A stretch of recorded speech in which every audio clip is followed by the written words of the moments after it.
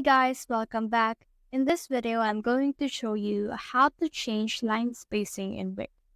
So let's get started. So as you can see right here, I have here a text from my Wix website. I am currently on the Wix website editor. So what I can do is I can just click on that and then click on edit text right here. Now, once you have clicked on edit text, it will open this text setting. So from in there, just scroll down until you can see this character and line spacing. So click on that, and then in here you can see the character spacing. So if we increase this, as you can see, it will also increase the spacing.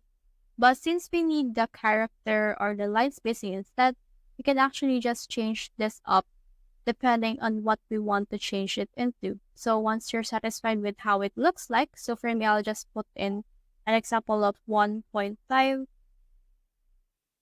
Then once I have added that, as you can see, once I'm satisfied with everything, I just need to close the text settings and it will actually save itself automatically. Once you have done that, just click on publish right here and this will publish the changes that you have done on your line spacing. So that's the whole process. I hope this video helped you to change line spacing on Wix. If you have found this video helpful, simply leave a like below or subscribe because it helps me reach more people. See you soon!